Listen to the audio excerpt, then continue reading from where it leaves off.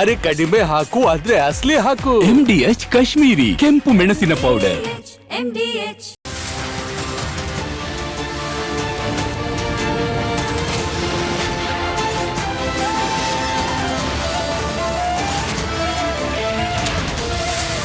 ನೀವು ನೋಡ್ತಾ ಇದ್ದೀರಾ ರಿಪಬ್ಲಿಕ್ ಕನ್ನಡ, ಇದು ನಿಮ್ಮ ಧ್ವನಿ.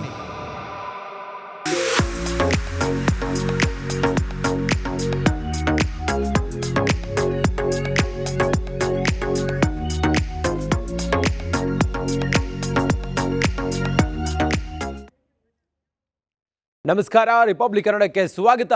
ನಾನು ರಂಜಿತ್ ಶಿರಿಯಾರ್. ಯಾವುದೇ ಕಾಂಪ್ರಮೈಸ್ ಇಲ್ಲದೆ ರಿಪಬ್ಲಿಕ್ ಕನ್ನಡ 100% ನ್ಯೂಸ್ ಕೊಡುತ್ತೆ. ಇದೇ ರೀತಿ ಓರಿಯೆಂಟಬಲ್ ಟೈಲ್ಸ್ ಕೂಡ 100ಕ್ಕೆ 100ರಷ್ಟು ಬಲಿಷ್ಠವಾಗಿದೆ. ನವಭಾರತಕ್ಕಾಗಿ ನಿಮ್ಮೆಲ್ಲರ ಹೊಸ ಆಯ್ಕೆ ಮುಖ್ಯ. ಈಗ ಮೊದಲಿಗೆ ಹೆಡ್ಲೈನ್ಸ್. ರಸ್ತೆ ಗುಂಡಿಗಳಿಂದ ಬೆಂಗಳೂರಿನ ಮಾನ ಮರ್ಯಾದೆ ಹರಾಜು. ಹದಗೆಟ್ಟ ರೋಡ್ಗಳ ವಿರುದ್ಧ ಉದ್ಯಮಿಗಳ ಸಿಟ್ಟು ಸಿಡುಕು. ರಿಪಬ್ಲಿಕ್ ಕನ್ನಡ ರಿಯಾಲಿಟಿ ಚೆಕ್ನಲ್ಲಿ ನರಕ ದರ್ಶನ ಬಯಲು. ಕುರ್ಚಿ ಕಿತ್ತಾಟದಿಂದ ಹಳ್ಳ ಹಿಡಿತ ಬೆಂಗಳೂರು ಅಭಿವೃದ್ಧಿ. ಸುಳ್ಳು ಲೆಕ್ಕ ಕೊಡ್ತಿದ್ದಾರಂತ ಅಧಿಕಾರಿಗಳು. ರಾಜ್ಯ ಸರ್ಕಾರದ ವಿರುದ್ಧ ಸಿಡಿದ ರಾಮಮೂರ್ತಿ. ಹಾಸನಾಂಬೆಗೆ ವಿಶೇಷ ಪೂಜೆ.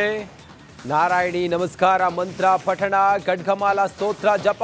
DCMಗೆ ವರ ಕೊಟ್ಟ ತಾಯಿ.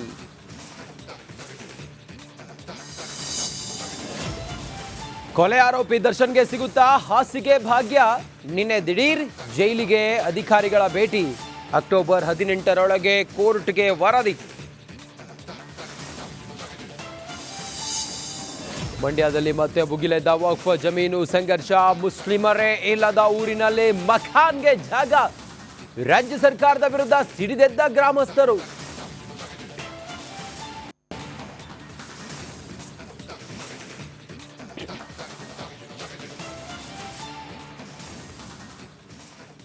ಬೆಂಗಳೂರಿನ ಈ ಮೆಟ್ರೋ ಸಿಟಿಯ ಹೆಜ್ಜೆ ಹೆಜ್ಜೆಗೂ ಗುಂಡಿಗಳ ಮಯ.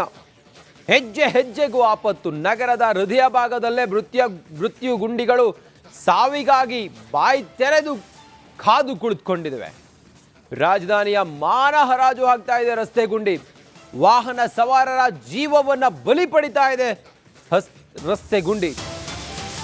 ಬೆಂಗಳೂರಿನ ಗುಂಡಿಗಳಿಗೆ ಮುಕ್ತಿ ಸಾಧ್ಯವೇ ಇಲ್ವಾ? ಹಾಗಾದ್ರೆ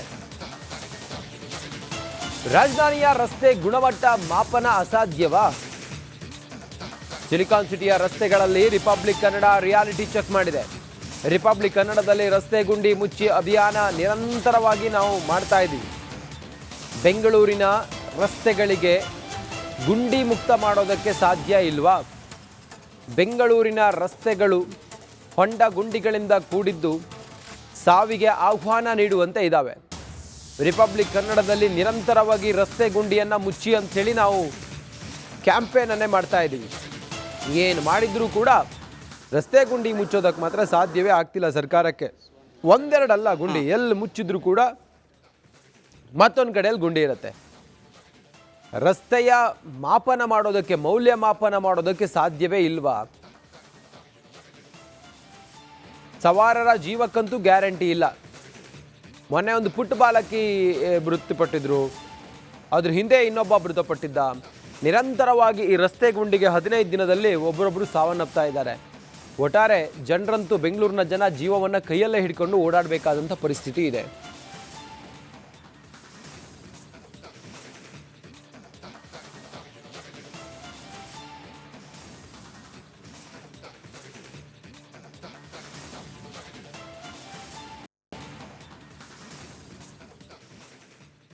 ಎಲೆಕ್ಟ್ರಾನಿಕ್ ಸಿಟಿಯಲ್ಲೂ ಕೂಡ ರಸ್ತೆ ಗುಂಡಿಗಳದ್ದೇ ಸಾಮ್ರಾಜ್ಯ ಆಗಿ ಹೋಗಿದೆ. ಸಿಂಗೇನ ಅಗ್ರಹಾರದಲ್ಲಿ ರಸ್ತೆ ಇಲ್ಲ, ಬರೀ ಗುಂಡಿಯೇ ಎಲ್ಲ. ಗುಂಡಿ ಮಧ್ಯ ರಸ್ತೆಯನ್ನು ಹುಡುಕಬೇಕಾದಂತಹ ಪರಿಸ್ಥಿತಿ ಸಿಂಗೇನ ಅಗ್ರಹಾರದ್ದು. 5 ವರ್ಷದಿಂದ ಡಾಂಬರು ಕಾಣಲಿಲ್ಲ ರಸ್ತೆಗಳು. ಜನಾಕ್ರೋಶ ವ್ಯಕ್ತವಾಗ್ತಾ ಇದೆ. ಜನಪ್ರತಿನಿಧಿಗಳು ರಾಜ್ಯ ಸರ್ಕಾರದ ವಿರುದ್ಧ ಕೆಂಡಾಮಂಡಲಾಗಿದ್ದಾರೆ. ಜನ ಫೈಟ್ ಫಾರ್ ರೋಡ್ ಅಂತೇಳಿ ಸ್ಥಳೀಯರು ಅಭಿಯಾನವನ್ನು ಮಾಡಿದ್ದಾರೆ. ನಾವು ಅಭಿಯಾನ ಮಾಡೋದು ಬಿಡಿ, ಜನರೇ ಫೈಟ್ ಫಾರ್ ರೋಡ್. ರಸ್ತೆಗಾಗಿ ಹೋರಾಡಿ ಅಂತೇಳಿ ಅಭಿಯಾನ ಮಾಡ್ತಾ ಇದ್ದಾರೆ. ಸಿಂಗೇನ ಅಗ್ರಹಾರದಲ್ಲಿ ರಿಪಬ್ಲಿಕ್ ಕನ್ನಡ ಗ್ರೌಂಡ್ ರಿಪೋರ್ಟ್ ಮಾಡಿದೆ. ಸಿಂಗೇನ ಅಗ್ರಹಾರದ ರಸ್ತೆಗಳ ರಿಯಾಲಿಟಿ ಚೆಕ್ ಮಾಡಿದಾಗ ಜನ ಫೈಟ್ ಫಾರ್ ರೋಡ್ ಅಂತೇಳಿ ಕ್ಯಾಂಪೇನ್ ಮಾಡ್ತಿದ್ದಾರೆ ಅನ್ನೋದು ಗೊತ್ತಾಗಿದೆ. ಅಂದರೆ ಅಷ್ಟು ಹದಗೆಟ್ಟು ಹೋಗಿದೆ ರಸ್ತೆಗಳು. ಎಲ್ಲಿ ನೋಡಿದ್ರು ಕೂಡ ಅಲ್ಲಿ ಹೊಂಡ ಗುಂಡಿ. ಮಳೆಯೆಲ್ಲ ಬಂತು ಅಂತ ಹೇಳಿದರೆ ಯಾವುದು ಹೊಂಡ ಯಾವುದು ಗುಂಡಿ ಅಂತೇಳಿ ಗೊತ್ತಾಗದೆ ಎಷ್ಟು ಅಪಘಾತವಾಗಿದ್ದಾವೆ, ಎಷ್ಟು ಜನ ತಮ್ಮ ಪ್ರಾಣ ಕಳ್ಕೊಂಡಿದ್ದಾರೆ ರಸ್ತೆ ಗುಂಡಿಗೆ ಅನ್ನೋದು ಲೆಕ್ಕವೇ ಇಲ್ಲ.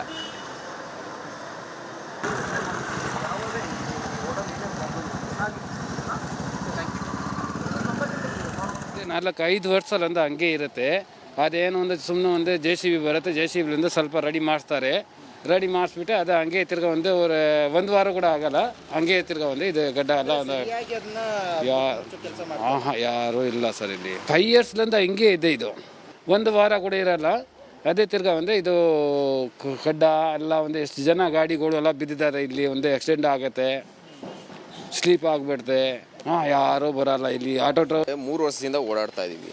ಒಬ್ಬ ಮೇಲಧಿಕಾರಿಗೆ ಎಷ್ಟು ಸಲ ಕಂಪ್ಲೇಂಟ್ ಕೊಟ್ಟಿದ್ದಾರೆ ಅಂದರೆ, ಇಲ್ಲಿರೋದು ಒಂದು ಗ್ರೂಪ್ ಇದೆ, ಈ ರೋಡ್ಗೋಸ್ಕರನೇ ಒಂದು ಗ್ರೂಪ್ ಮಾಡಿದ್ದಾರೆ ಕಂಪ್ಲೇಂಟ್ ಕೊಡೋದಕ್ಕೋಸ್ಕರ. ಇನ್ನೂವರೆಗೂ ಇಲ್ಲಿ ಯಾವುದೇ ಥರ ಕ್ರಮ ಅವ್ರು ಏನು ತೊಗೊಳ್ಲಿಲ್ಲ. 3 ವರ್ಷದಿಂದ ಹಿಂಗೆ ಇದೆ. ಇವಾಗಾದರೂ ಪರವಾಗಿಲ್ಲ, ನೀವು ಈ ರೋಡ್ ಹೆಂಗಿದೆ ಓಡಾಡ್ಬೋದು. ನೀವೇ ಮಳೆ ಬಂದಾದ್ಮೇಲೆ ಬಂದ್ಬಿಟ್ರೆ ಇಲ್ಲ, ಯಾವುದೋ ಫ್ಯಾಮಿಲಿ ಪ್ರೆಗ್ನೆಂಟ್ ಲೇಡೀಸು ಯಾವುದೋ ಹಾಸ್ಪಿಟ್ಲಿಗೆ ಹೋಗ್ಬೇಕಂದ್ರೂ ಇಲ್ಲಿಂದ ಅಟ್ಲೀಸ್ಟ್ ಅಲ್ಲಿ ಹೋಗೋಕೆ ಗೂಗಲ್ ಮ್ಯಾಪಲ್ಲಿ 10 ನಿಮಿಷ ತೋರಿಸ್ತಾ ಇದೆ. ಎಷ್ಟು ಮೀಟ್ರ್ ಇದೆ? 300 ಮೀಟ್ರ್ ಇದೆ ರೋಡು. 300 ಮೀಟ್ರ್ ರೋಡ್ನ ಹಾಕೋದಕ್ಕೆ ಇಲ್ಲಿನ ಮೇಲಧಿಕಾರಿಗಳು ಅವ್ರದ್ದೇನೋ ಕಾಸುಗಳಿದೆ, ಅವರೆಲ್ಲ ಓಡಾಡ್ತಾರೆ ದೊಡ್ಡ ದೊಡ್ಡ ಕಾರಲ್ಲಿ, ಅವ್ರಿಗೆ ಗೊತ್ತಾಗಲ್ಲ. ನಾವಾದರೆ ನಾವು ಆದರೂ ಪರವಾಗಿಲ್ಲ, ನಮ್ಕಿನ್ನ ಕೆಳಗಡೆ ಇರೋರು ಅವ್ರು ಓಡಾಡೋದು ಹೆಂಗೆ ಓಡಾಡ್ತಾರೆ ಸರ್? ಆ ರೋಡ್ ಹಾಕೋದಕ್ಕೂ ಬೇಜಾನು ಕಂಪ್ಲೇಂಟ್ ಇದೆ. ಮಾರ್ಕೆಟು ಅವರು ಪ್ರೆಷರ್ ಹಾಕಿರೋದ್ರಿಂದ ಆ ರೋಡ್ ಆದರೂ ಹಾಕಿದ್ದಾರೆ. ಫಸ್ಟು ಅದನ್ನು ಇದೇ ಪರಿಸ್ಥಿತಿಯಲ್ಲೇ ಇದ್ದಿದ್ದು. ಅದಕ್ಕೆ ಆಲ್ರೆಡಿ ಇವಾಗ ಅಂದರೆ ಫುಲ್ ಜಾಮ್ ಆಗುತ್ತೆ. ಇಂಡಿಯನ್ ಏನಕ್ಕೆ ಇಷ್ಟಪಡ್ತಾರೆ ಎಲ್ಲರೂ? ಒಳ್ಳೆ ಪ್ಲೇಸಸ್ ಇದೆ.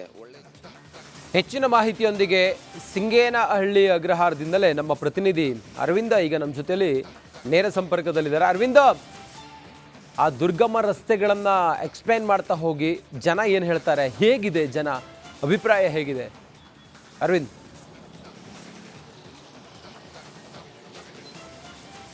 ಎಸ್ ರಂಜಿತ್, ಖಂಡಿತವಾಗ್ಲೂ ಕೂಡ ಬ್ರ್ಯಾಂಡ್ ಬೆಂಗಳೂರಿನ ಮಾನ ಮರ್ಯಾದೆ ಸೋಷಿಯಲ್ ಮೀಡಿಯಾದಲ್ಲಿ ಹರಾಜಾಗ್ತಾ ಇದೆ. ಈ ಕುರಿತು ರಿಪಬ್ಲಿಕ್ ಕನ್ನಡ ರಸ್ತೆ ಗುಂಡಿಗಳ ಬಗೆಗಿನ ರಿಯಾಲಿಟಿ ಚೆಕ್ನ ನಿರಂತರವಾಗಿ ವರದಿ ಮಾಡಿತ್ತು. ಸದ್ಯ ನಾವೀಗ ಎಲೆಕ್ಟ್ರಾನಿಕ್ ಸಿಟಿಯ ಮೇನ್ ರೋಡ್ನ ಕೂಗಳತೆ ದೂರದಲ್ಲಿರುವಂತಹ ಸಿಂಗೇನ ಅಗ್ರಹಾರದ ಬಳಿ ಇದೀವಿ. ತಾವು ದೃಶ್ಯಗಳಲ್ಲಿ ನೋಡಬಹುದು, ಅಕ್ಕಪಕ್ಕ ಸ್ಕೂಲ್ ಇದೆ. ಈ ಹಿಂದೆ ಕೂಡ ಇಲ್ಲಿ ಒಂದು ಬಸ್ ಅಪಘಾತ ಆಗಿತ್ತು. ತಾವು ದೃಶ್ಯಗಳಲ್ಲಿ ನೋಡಬಹುದು, ಇಲ್ಲಿ ಒಂದು ರಸ್ತೆಯಲ್ಲಿ ಒಂದು ಗುಂಡಿ ಅಲ್ಲ, ಇಡೀ ಸಂಪೂರ್ಣ ರಸ್ತೆ ಗುಂಡಿಮಯ ಆಗಿರುವಂಥದ್ದು ತಾವು ದೃಶ್ಯಗಳನ್ನ ನೋಡಬಹುದು. ನಮ್ಮ ವಿಜಯ್ ದೀಪಕ್ ಅವರು ನಿಮಗೆ ತೋರಿಸ್ತಾ ಇರುವಂಥದ್ದು ಆ ದೃಶ್ಯಗಳನ್ನ. ಇಲ್ಲಿ ಸಮುದ್ರದ ಅಲೆಯಂತಾಗಿದೆ ಈ ಒಂದು ರಸ್ತೆ. ಆ ಒಂದು ರಸ್ತೆ ಗುಂಡಿಗಳು ಓರ್ವ ಮನುಷ್ಯನನ್ನ ಹೂತಾಕುವಷ್ಟು ಆಳದಲ್ಲಿ ಈ ಗುಂಡಿಗಳು ಬಿದ್ದರೂ ಕೂಡ ಯಾವುದೇ ರೀತಿಯಾದಂಥ ಕ್ರಮವನ್ನು ಕೈಗೊಂಡಿಲ್ಲ.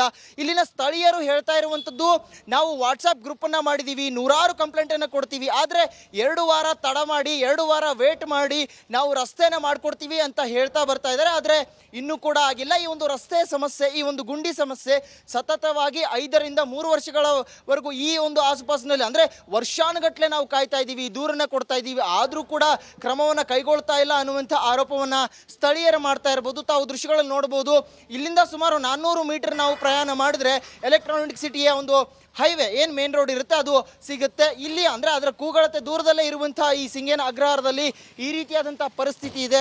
ಚಿಕ್ಕ ಚಿಕ್ಕ ಮಕ್ಕಳು ಓಡಾಡ್ತವೆ, ಪಕ್ಕದಲ್ಲೇ ಸ್ಕೂಲ್ ಇದೆ, ಕಾಲೇಜ್ ಇದ್ದಾವೆ. ಇಲ್ಲಿರುವಂತಹ ಸ್ಥಳೀಯರು, ನಾವು ದಿನಪ್ರತಿನಿಧಿ ಆದರೂ ಕೂಡ ನಾವು ದೂರನ್ನು ಕೊಡ್ತಾ ಇದ್ದೀವಿ, ವಾಟ್ಸಪ್ ಗ್ರೂಪ್ ಮಾಡಿ ಆ ಒಂದು ಅಭಿಯಾನವನ್ನು ಮಾಡ್ತಾ ಇದ್ದೀವಿ, ಆದರೂ ಕೂಡ ಕ್ರಮವನ್ನು ಕೈಗೊಳ್ತಿಲ್ಲ ಅಂತ ಹೇಳ್ತಾರೆ. ಜೊತೆಗೆ ಇವರು ಗುಂಡಿ ಮುಚ್ಚಲು 1000 ಕೋಟಿ ಇಡ್ತಿದ್ದಾರಲ್ಲ, ಆದರೂ ಕೂಡ ಇಲ್ಲಿ ಯಾವುದೇ ರೀತಿಯಾದಂಥ ಕ್ರಮ ಆಗಿಲ್ಲ. ಹಾಗಾದರೆ ಆ ದುಡ್ಡು ಎಲ್ಲೋಯ್ತು ಅನ್ನುವಂಥ ಹಂತದಲ್ಲಿ ಜನ ಪ್ರಶ್ನೆ ಮಾಡ್ತಾ ಇದ್ದಾರೆ. ರಂಜಿತ್, ನಿಜಕ್ಕೂ ಕೂಡ ಇಲ್ಲಿನ ಕರಾಳ ದೃಶ್ಯವನ್ನ ನೋಡಬಹುದು, ಕಾಣಸಿಗುತ್ತೆ ದೃಶ್ಯಗಳಲ್ಲಿ. ಸತತವಾಗಿ ಈ ಬಗೆಗೆ ರಿಪಬ್ಲಿಕ್ ಕನ್ನಡ ವರದಿ ಮಾಡಿತ್ತು. ಮಳೆ ಬಂದರೆ ಸಾಕು, ನಾವು ರೋಗಿಗಳನ್ನ ಇಲ್ಲಿ ಆಟೋದಲ್ಲಿ ತೆಗೆದುಕೊಂಡು ಹೋಗೋಕ್ಕಾಗಲ್ಲ, ಆಸ್ಪತ್ರೆಗೆ ಕರೆದುಕೊಂಡು ಹೋಗೋಕ್ಕಾಗೋದಿಲ್ಲ ಅನ್ನುವಂಥದ್ದನ್ನ ಆಟೋ ಚಾಲಕರು ಇಲ್ಲಿ ಆರೋಪ ಮಾಡ್ತಾ ಇರುವಂಥದ್ದು. ಇಷ್ಟೆಲ್ಲ ಆದರೂ ಕೂಡ, ಇವರು ದೂರು ಕೊಟ್ಟರು ಕೂಡ ಒಬ್ಬನೇ ಒಬ್ಬ ಅಧಿಕಾರಿ ಬಂದು ಇಲ್ಲಿ ಏನು ಆಗ್ತಿದೆ ಅನ್ನುವಂಥದ್ದನ್ನ ವೀಕ್ಷಣೆ ಮಾಡಿಲ್ಲ ಅನ್ನುವಂಥ ಆರೋಪ ಇಲ್ಲಿನ ಸ್ಥಳೀಯರದ್ದು ಅನ್ನುವಂಥದ್ದಾಗಿದೆ. ಸದ್ಯ ರಂಜಿತ್, ಈ ಬಗೆಗೆ ಸೋಷಿಯಲ್ ಮೀಡಿಯಾದಲ್ಲೂ ಕೂಡ ಹೆಚ್ಚಿನದಾಗಿ ವಿಷಯಗಳು ವೈರಲ್ ಆಗ್ತಾ ಇದಾವೆ. ಉದ್ಯಮಿಯೋರ್ವರು ಬಂದು ಇಲ್ಲಿ ಆ ಒಂದು ಸೋಷಿಯಲ್ ಮೀಡಿಯಾದಲ್ಲಿ ಟ್ವೀಟ್ ಮಾಡುವ ಮುಖೇನ ಆಕ್ರೋಶವನ್ನು ಹೊರಹಾಕಿದ್ರು. ಅರವಿಂದ, ಯಾವ ರೀತಿಯಾಗಿ ಅಲ್ಲಿ vehicle ಅವ್ರನ್ನ ಮಾತಾಡ್ಸ್ತೀರಾ ಅರವಿಂದ್? ರಸ್ತೆ ಹೋಗೋ ಗುಂಡಿಗಳಿದಾವೆ, ಬರೋರ್ನ ಕಸ ಮಾತಾಡ್ಸ್ತೀರಾ? ಇದೆ ಅನ್ನುವಂಥದ್ದನ್ನ ಅವರು ವಿವರಣೆ ಕೊಟ್ಟಿದ್ರು ರಂಜಿತ್. ಅರವಿಂದ ಅಲ್ಲಿ ಬರ್ತಾ ಇದ್ದಾರೆ. ಖಂಡಿತವಾಗ್ಲೂ ರಂಜಿತ್, ನಾನು ಆ ಒಂದು ಪ್ರಯತ್ನ ಮಾಡ್ತೀನಿ. ದೃಶ್ಯಗಳನ್ನ ತೋರಿಸುವಂತ ಮುಖೇನವಾಗಿ ಸ್ಥಳೀಯರನ್ನ ಮಾತನಾಡಿಸುವಂತ ಪ್ರಯತ್ನ ಮಾಡ್ತೀನಿ. ತಾವು ದೃಶ್ಯಗಳಲ್ಲಿ ನೋಡ್ತಾ ಇರ್ಬೋದು ಯಾವ ರೀತಿಯಾದಂತಹ ಗುಂಡಿ ಪರಿಸ್ಥಿತಿ ಇದೆ ಅನ್ನುವಂಥದ್ದನ್ನ. ಸದ್ಯ ಅಕ್ಕಪಕ್ಕ ಸ್ಕೂಲ್ಗಳು ಇರುವಂಥದ್ದು ಆ ರೀತಿಯಾದಂತಹ ಪರಿಸ್ಥಿತಿಯಲ್ಲಿದೆ. ಇಲ್ಲಿರುವಂಥ ಸ್ಥಳೀಯರನ್ನು ಕೂಡ ನಾನು ಮಾತನಾಡ್ತೀನಿ, ಅವ್ರೇನು ಹೇಳ್ತಾರೆ ಅನ್ನುವಂಥದ್ದನ್ನ ಕೇಳೋಣ. ಸರ್ ನಮಸ್ತೆ. ಇಲ್ಲಿ ಸತತವಾಗಿ 3 ವರ್ಷ ಅಂತ ಒಬ್ರು ಹೇಳ್ತಾ ಇದ್ದಾರೆ, 5 ವರ್ಷದಿಂದ ಈ ಸಮಸ್ಯೆ ಅಂತ ಒಬ್ರು ಹೇಳ್ತಿದ್ದಾರೆ. ತಾವು ಕೂಡ ವಾಟ್ಸಪ್ ಗ್ರೂಪ್ ಮಾಡಿದಿರಿ ಅನ್ನುವಂಥದ್ದು ಗೊತ್ತಾಗಿರುವಂಥದ್ದು. ಏನಾಗ್ತಿದೆ ಇಲ್ಲಿನ ಪರಿಸ್ಥಿತಿ? ಸರ್ ಇಲ್ಲಿ ಬಂದು ಆಲ್ಮೋಸ್ಟ್ 6 ಇಯರ್ಸ್ ಆಮೇಲೆ 6 ಇಯರ್ಸ್ ಈ ಥರವೇ ಇದೆ ಸರ್. ಇದು ಏನು ಮಾಡಿಲ್ಲ, ಅವರು ಬಂದು ಮಾಡ್ತೇನೆ ಹೇಳ್ತಾರೆ, ಏನೂ ಆಗಲ್ಲ ಇಲ್ಲಿ ಬಂದು. ಆಮೇಲೆ ನಾವು ಎಲ್ಲ ವಾಟ್ಸಪ್ ಗ್ರೂಪ್ ಎಲ್ಲ ಮಾಡಿ, ಆ ವಾಟ್ಸಪ್ ಗ್ರೂಪಲ್ಲೆಲ್ಲ ಕಂಪ್ಲೇಂಟ್ ಮಾಡಿ ಅಲ್ಲಿ ಹೋಗಿ ನಾವು MLA ಸರ್ ಹತ್ರ ಕಂಪ್ಲೇಂಟ್ ಕೊಟ್ಟು ಬಂದಿದ್ವಿ ನಾವು. ಆಮೇಲೆ ಕಂಪ್ಲೇಂಟ್ ಕೊಟ್ಟು ಬಂದಮೇಲೆ ನಮಗೆ ಏನೂ ರಿಸಲ್ಟ್ ಬಂದಿಲ್ಲ. ಇಲ್ಲಿ ಎಲ್ಲ 3 ಸ್ಕೂಲ್ ಇದೆ, ಒಂದು ಇಂಟರ್ನ್ಯಾಷನಲ್ ಸ್ಕೂಲ್ ಇದೆ, 2 ನಾರ್ಮಲ್ ಸ್ಕೂಲ್ ಇದೆ. ಬಟ್ ಯಾವ ಸ್ಕೂಲು ಎಲ್ಲ ಅವರೆಲ್ಲ ಕಂಪ್ಲೇಂಟ್ ಮಾಡಿದ್ದಾರೆ. ಬಟ್ ಯಾರು ಒಬ್ಬರು ಪೊಲಿಟಿಷಿಯನ್ ಬಂದು ಏನು ಮಾಡಲ್ಲ. ಇಲ್ಲಿ ತುಂಬ ಪ್ರಾಬ್ಲಮ್ ಆಗ್ತಾ ಇದೆ. So many people are getting back pain, so many people are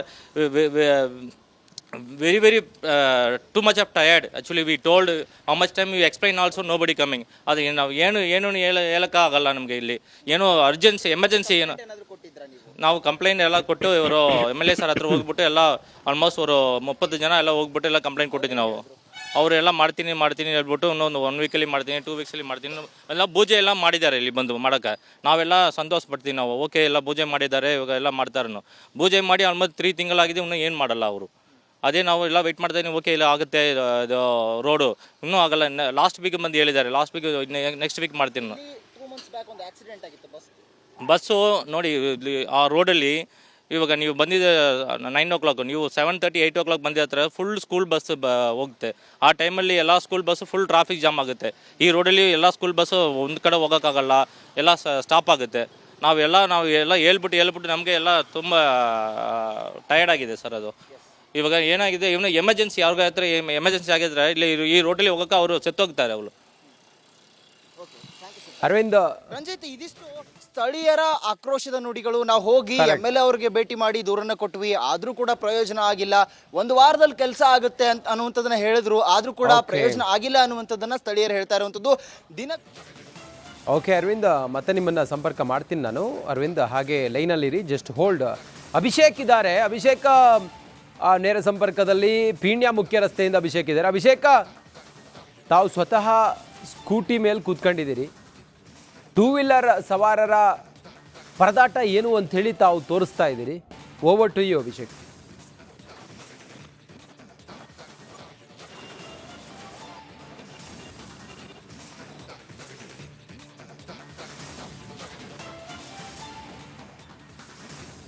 Ranjit, ಮೊದಲನೇದಾಗಿ ಬೆಂಗಳೂರಿನ ಗುಂಡಿ ಮುಕ್ತ ಮಾಡ್ತೇವೆ ಅಂತ ಹೇಳಿದಂತ ಸರ್ಕಾರದ ಕಣ್ಣನ್ನ ತೆರೆಸುವಂತ ಪ್ರಯತ್ನವನ್ನ ರಿಪಬ್ಲಿಕ್ ಕನ್ನಡ ಕಳೆದ ಅನೇಕ ದಿನಗಳಿಂದ ಮಾಡ್ತಿದೆ. ಈ ಸದ್ಯದ ಮಟ್ಟಿಗೆ ಇರುವ ಸ್ಟುಡಿಯೋ ಹಾಕಿ ಪೀಣ್ಯ ಮುಖ್ಯ ರಸ್ತೆಯಲ್ಲಿದ್ದೇನೆ.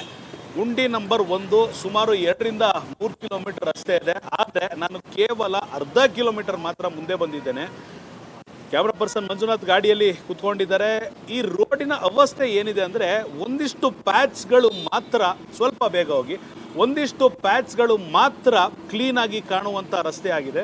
ಮತ್ತೊಂದು ಕಡೆ ಈ ಗುಂಡಿಗಳನ್ನು ನೋಡಬೇಕಾಗುತ್ತೆ. ಈ ಗುಂಡಿಗಳಲ್ಲಿ ವಾಹನ ಸವಾರರು ಯಾವ ರೀತಿ ಬರಬೇಕಾಗುತ್ತೆ, ಅವರ ಸಮಸ್ಯೆಗಳು ಏನೇನಾಗ್ತವೆ. ಇಲ್ಲಿ ಗಾಡಿ ಡ್ಯಾಮೇಜು, ಗಾಡಿಯಲ್ಲಿರುವಂಥ ಬಾಡಿ ಡ್ಯಾಮೇಜು, ಇವೆರಡಕ್ಕೂ ಮೀರಿ ಈ ಡರ್ಟ್ ಟ್ರ್ಯಾಕ್ಗಳಲ್ಲಿ ಓಡಿಸುವಂಥ ಟ್ರೈನಿಂಗ್ ಬೇಕಾಗುತ್ತೆ. ಯಾಕಂದರೆ ಒಂದು ಮರಳು, ಮಣ್ಣು, ಜಲ್ಲಿಕಲ್ಲು, ಧೂಳು, ಇದ್ರ ಜೊತೆಗೆ ಮಾಸ್ಕನ್ನು ಧರಿಸಿ ಓಡಾಡಬೇಕಾದಂಥ ಅನಿವಾರ್ಯತೆ. ಇವಿಷ್ಟು ಒಂದು ಕಡೆ ಆಯಿತು ಅಂದರೆ ಮಳೆ ಬಂದಂಥ ಸಂದರ್ಭದಲ್ಲಿ ಈ ರಸ್ತೆಯಲ್ಲಿ ಎಲ್ಲೆಲ್ಲಿ ನೀರು ನಿಲ್ಲುತ್ತೆ, ಎಲ್ಲೆಲ್ಲಿ ಓಡಿಸ್ಬೇಕು ಅಂತ ಗೊತ್ತಾಗಲ್ಲ. ಇವಿಷ್ಟು ಒಂದು ಕಡೆ ಆಯಿತು ಅಂದರೆ ಬಿದ್ದವನು ಹೇಳಕ್ಕೂ ಆಗದೆ ಇರುವಂಥ ರಸ್ತೆ.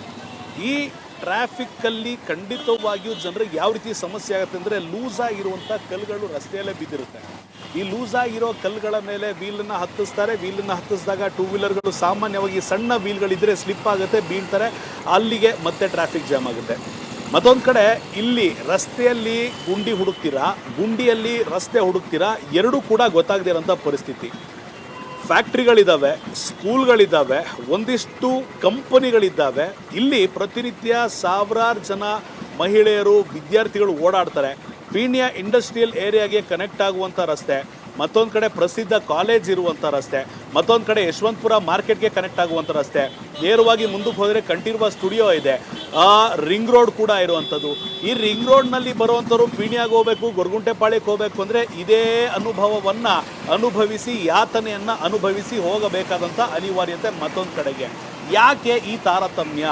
ಇದೇ ರೀತಿಯ ರಸ್ತೆಯನ್ನು ಸದಾಶಿವನಗರದಲ್ಲಿ ನಾವು ನೋಡಲಿಕ್ಕೆ ಸಿಗುತ್ತಾ? ಇದೇ ರೀತಿಯ ರಸ್ತೆಯನ್ನು ಸಂಜಯ್ ನಗರದಲ್ಲಿ ನೋಡ್ಲಿಕ್ಕೆ ಸಿಗುತ್ತಾ? ಇದೇ ರೀತಿಯ ರಸ್ತೆಯನ್ನು ಡಾಲರ್ಸ್ ಕಾಲನಿಯಲ್ಲಿ ನೋಡ್ಲಿಕ್ಕೆ ಸಿಗುತ್ತಾ? ಇಲ್ಲಿ ಖಂಡಿತವಾಗಿಯೂ ಅರ್ಥ ಮಾಡ್ಕೊಳ್ಬೇಕಾಗಿರುವಂಥದ್ದು, ಅಭಿವೃದ್ಧಿ ಅಂತ ಬಂದಾಗ ರಾಜಕಾರಣವನ್ನು ಹೊರತುಪಡಿಸಿ ಮಾಡಬೇಕಾಗುತ್ತೆ. ಮತ್ತೊಮ್ಮೆ ಪ್ರಶಾಂತ್ ನಮ್ಮ ಚಾಲಕರೇನಿದ್ದಾರೆ, ಈ ರಸ್ತೆಯ ಚಿತ್ರಣವನ್ನು ತೋರಿಸುವಂಥ ಪ್ರಯತ್ನ. ಇಂತಹ ಗುಂಡಿಗಳಲ್ಲೇ ಪ್ರತಿನಿತ್ಯ ಸವಾರರು ಓಡಾಟ ಮಾಡಬೇಕಾದಂಥ ಅನಿವಾರ್ಯತೆ. ಇವಿಷ್ಟನ್ನು ಪಕ್ಕಕ್ಕಿಡೋಣ ರಂಜಿತ್. ಮತ್ತೊಂದು ಕಡೆ ಈ ರಸ್ತೆಯಲ್ಲಿ ಓಡಾಡ್ತೀವಿ ಅಂದರೆ ಖಂಡಿತವಾಗಿಯೂ ಲೈಫ್ ಇನ್ಶೂರೆನ್ಸು ಇದೆಯಾ ಇಲ್ವಂತ ಎರಡೆರಡು ಬಾರಿ ಚೆಕ್ ಮಾಡ್ಕೊಳ್ಬೇಕಾದಂಥ ಅನಿವಾರ್ಯತೆ ಇರುವಂಥದ್ದು. ಇನ್ನೊಂದು ಗಮನಿಸಬೇಕಾಗತ್ತೆ, ಬೀದಿ ದೀಪದ ಸಮಸ್ಯೆ ಕೂಡ ಈ ರಸ್ತೆಯಲ್ಲಿ ಇರುವಂಥದ್ದು. ಬೆಂಗಳೂರನ್ನು ಸಿಂಗಾಪುರ ಮಾಡೋದು ಬೇಡ, ಬೆಂಗಳೂರನ್ನು ಫಾರಿನ್ ಥರ ಮಾಡೋದು ಬೇಡ. ಬೆಂಗಳೂರನ್ನು IT ಹಬ್ ಅಂತಾರೆ, ಬೆಂಗಳೂರನ್ನು IT ಕ್ಯಾಪಿಟಲ್ ಅಂತಾರೆ, ಸಿಲಿಕಾನ್ ಸಿಟಿ ಅಂತಾರೆ, ಗಾರ್ಡನ್ ಸಿಟಿ ಅಂತಾರೆ. ಆದರೆ ಈ ಬೆಂಗಳೂರಿನ ನಿಜವಾದ ಪಾಡು ಖಂಡಿತವಾಗಿಯೂ ಕಿರಣ್ ಮಜುಮ್ದಾರ್ ಶಾರ್ ಅವರು ಹೇಳಿದ್ದು, ಚೀನಾದಿಂದ ಬಂದಂಥ ಒಬ್ಬ ಪ್ರತಿನಿಧಿ ಯಾಕೆ ನಿಮ್ಮ ಏರಿಯಾಗಳಲ್ಲಿ ಇಷ್ಟು ಗುಂಡಿಗಳಿದ್ದಾವೆ, ಇಷ್ಟು ಕಸ ಇದೆ ಅಂತ ಏನು ಕೇಳಿದ್ದಾರೆ. ಖಂಡಿತವಾಗಿಯೂ ಅದು ಸರ್ಕಾರಕ್ಕೆ ಕೇಳಲೇಬೇಕಾದಂಥ ಪ್ರಶ್ನೆ ಆಗಿರುವಂಥದ್ದು.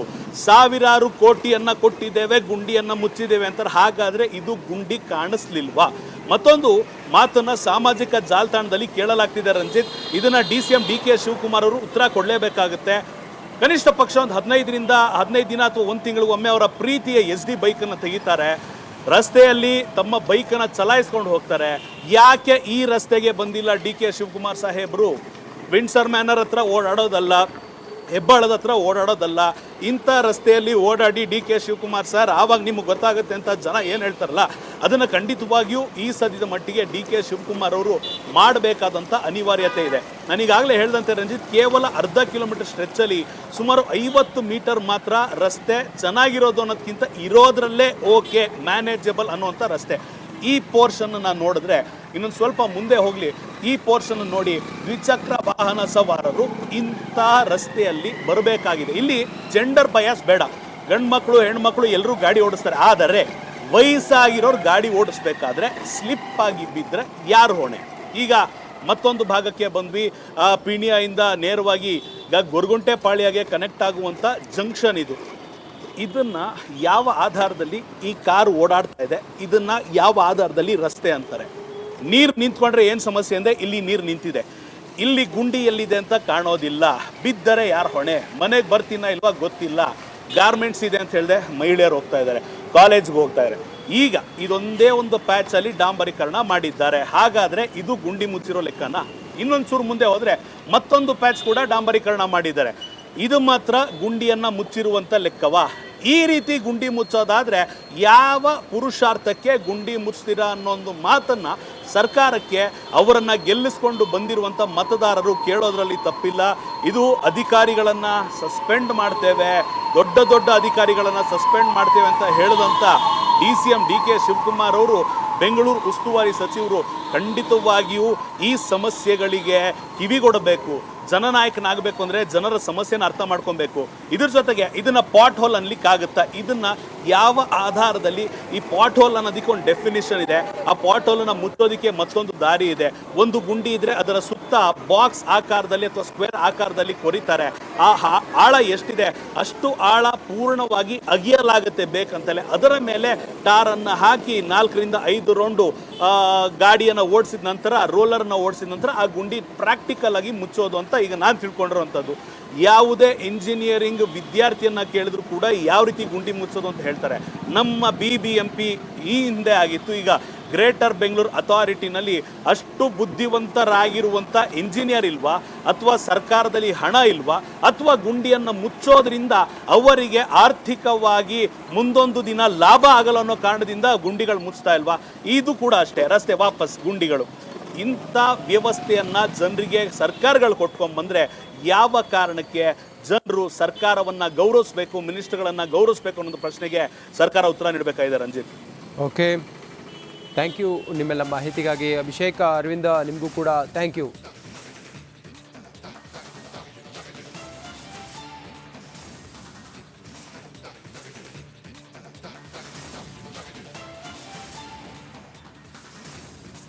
ನಿರಂತರವಾಗಿ ಹೊಂಡ ಗುಂಡಿಗಳ ಬಗ್ಗೆ ರಿಪಬ್ಲಿಕ್ ಕನ್ನಡ ವಿಭಿನ್ನವಾಗಿ ಸರ್ಕಾರವನ್ನು ಎಚ್ಚರಿಸುವ ದೃಷ್ಟಿಯಲ್ಲಿ ಅಭಿಯಾನವನ್ನು ಮಾಡ್ತಾ ಇದೆ. ಬೆಂಗಳೂರಿನ ರಸ್ತೆ ಗುಂಡಿಗಳಿಗೆ ಬೇಸತ್ತ IT ಮಂದಿ ನಾವು ಆಸ್ತಿ ತೆರಿಗೆಯನ್ನು ಕಟ್ಟೋದಿಲ್ಲ ಅಂತೇಳಿ ಸರ್ಕಾರಕ್ಕೆ ಪತ್ರ ಬರೆದಿದ್ದಾರೆ. ಅಂದಾಜು ವಾರ್ಷಿಕ 800 ಕೋಟಿ ತೆರಿಗೆಯನ್ನು ಪಾವತಿ ಮಾಡ್ತಾ ಇದ್ದೀವಿ. ಅತಿ ಹೆಚ್ಚು ತೆರಿಗೆಯನ್ನು ಪಾವತಿ ಮಾಡೋರು ನಾವೇ. ಸರ್ಕಾರಕ್ಕೆ ವರ್ತೂರು ಪಣತ್ತೂರು ನಿವಾಸಿಗಳು ಲೆಟರ್ ಬರೆದಿದ್ದಾರೆ. ಸಿದ್ದರಾಮಯ್ಯ ಡಿ ಕೆ ಶಿವಕುಮಾರ್ಗೆ ಪತ್ರ ಬರೆದಿದ್ದಾರೆ. ಪತ್ರದ ಮೂಲಕ ಮನವಿ ಮಾಡಿದ್ದಾರೆ. ವರ್ತೂರು ಪಣತ್ತೂರು ಭಾಗದಲ್ಲಿ ಹದಗೆಟ್ಟು ಹೋಗಿದೆ ರಸ್ತೆಗಳು. ಹಿಂದೆ ಹಲವು ಬಾರಿ ಪ್ರತಿಭಟನೆ ನಡೆಸಿದ್ವಿ, ಆದರೆ ಮತ್ತೆ ಹಿಂಗೆ ನಮ್ಮ ಜೀವ ನಾವು ಕಟ್ಟಿರುವಂಥ ಟ್ಯಾಕ್ಸ್ ದುಡ್ಡಿನಲ್ಲಿ ನೀವು ಏನೂ ಕೆಲಸ ಮಾಡದೆ, ಏನೂ ರಸ್ತೆ ಹೊಂಡ ಗುಂಡಿ ಮುಚ್ಚದೆ ನಮ್ಮನೆಯವರೆಲ್ಲ ರಸ್ತೆ ಗುಂಡಿಗೆ ಬಿದ್ದು ಸಾವು ನೋವು ಆಗ್ತಾ ಇದ್ರೆ ಯಾರಿಗೆ ಕೇಳೋಣ? ನಾವು ಯಾಕೆ ಟ್ಯಾಕ್ಸ್ ಕಟ್ಟಬೇಕು ಅಂತೇಳಿ ಪ್ರಶ್ನೆ ಮಾಡ್ತಾ ಇದ್ದಾರೆ. ಪತ್ರ ಕೂಡ ಬರೆದಿದ್ದಾರೆ. ಹೆಚ್ಚಿನ ಮಾಹಿತಿಯೊಂದಿಗೆ ದೀಪ್ತಿ ತೊಳಪಾಡಿ ನೇರ ಸಂಪರ್ಕದಲ್ಲಿದ್ದಾರೆ. ದೀಪ್ತಿ, ಈ ಭಾಗದ ಜನ ಏನು ಹೇಳ್ತಿದ್ದಾರೆ, ಯಾರಿಗೆ ಪತ್ರ ಬರೆದಿದ್ದಾರೆ, ಅವ್ರಿಗೆ ಏನೇನು ಅನಾನುಕೂಲ ಆಗಿದೆ ಅಂತ? ದೀಪ್ತಿ.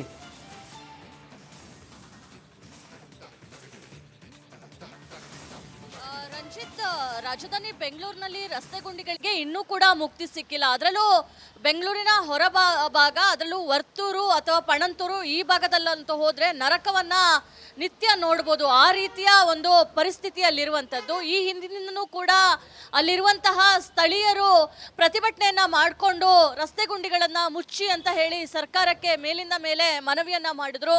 ಪ್ರತಿಭಟನೆಯನ್ನ ಮಾಡಿ ಆಕ್ರೋಶವನ್ನ ಹೊರಹಾಕಿದ್ರು. ಆದರೆ ಇಲ್ಲಿ ತನಕ ಅಲ್ಲಿರುವಂತಹ ರಸ್ತೆ ಗುಂಡಿಗಳನ್ನ ಸರಿ ಮಾಡುವಂತಹ ಕೆಲಸವನ್ನ GBA ಆಗಲಿ, ಸರ್ಕಾರ ಆಗಲಿ, ಸ್ಥಳೀಯ ಶಾಸಕರಾಗಲಿ ಯಾರೂ ಕೂಡ ಮಾಡಿಲ್ಲ. ಇದರಿಂದ ಬೇಸತ್ತಂತಹ ಸ್ಥಳೀಯರಿದೀಗ ಇತ್ತೀಚೆಗಷ್ಟೇ ಅವರೆಲ್ಲರೂ ಕೂಡ ನಾವು ಪ್ರಾಪರ್ಟಿ ಟ್ಯಾಕ್ಸನ್ನು ಕಟ್ಟೋದಿಲ್ಲ, ನಮ್ಮ ಪ್ರಾಪರ್ಟಿ ಟ್ಯಾಕ್ಸ್ ನಮಗೆ ಉಳಿಸ್ಕೊಡಿ, ನಾವೇ ರಸ್ತೆಯನ್ನು ಹಾಕಿಸ್ತೀವಿ, ನಮಗೆ ಸರ್ಕಾರ ಯಾಕೆ ಬೇಕು, ಅಧಿಕಾರಿಗಳು ಯಾಕೆ ಬೇಕು, ಜನಪ್ರತಿನಿಧಿಗಳು ಯಾಕೆ ಬೇಕು ಅಂತ ಹೇಳಿ ಪ್ರತಿಭಟನೆಯನ್ನು ಮಾಡಿದರು. ಈಗ ಅದರ ಮುಂದುವರಿದ ಹೆಜ್ಜೆಯಾಗಿ ನೇರವಾಗಿ CM ಮತ್ತು DCMಗೆ ಪತ್ರವನ್ನು ಬರೆದು ನಾವು ಪ್ರಾಪರ್ಟಿ ಟ್ಯಾಕ್ಸನ್ನು ಕಟ್ಟೋದಿಲ್ಲ, ಈ ಮೂಲಕ ನಿಮಗೆ ಮಾಹಿತಿಯನ್ನು ಕೊಡ್ತಾ ಇದ್ದೇವೆ, ಇನ್ಮೇಲಿಂದ ಆ ಟ್ಯಾಕ್ಸ್ ಹಣವನ್ನು ಉಳಿಸ್ಕೊಂಡು ನಾವೇ ನಮ್ಮ ಏರಿಯಾಗೆ ರಸ್ತೆಗಳನ್ನ ಹಾಕಿಸ್ಕೊಳ್ತೇವೆ, ನೀವು ಮಾಡುವಂತಹ ಕೆಲಸವನ್ನ ನಾವೇ ಮಾಡ್ತೇವೆ. ಯಾಕಂದ್ರೆ ನಾವು ಕಟ್ಟುವಂತಹ ತೆರಿಗೆಯಿಂದನೇ ಅಭಿವೃದ್ಧಿ ಕೆಲಸಗಳನ್ನ ಸರ್ಕಾರ ಮಾಡುವಂಥದ್ದು. ಆದರೆ ಇಲ್ಲಿ ತನಕ ಯಾವುದೇ ರೀತಿಯಾಗಿ ಅಭಿವೃದ್ಧಿ ಕೆಲಸವನ್ನ ನೀವು ಮಾಡಕ್ ಆಗದೆ ಇರೋದ್ರಿಂದ ನಾವು ನಮ್ಮ ಹಣದಿಂದ ನಾವೇ ಮಾಡ್ಕೊಳ್ತೇವೆ ಅಂತ ಹೇಳಿ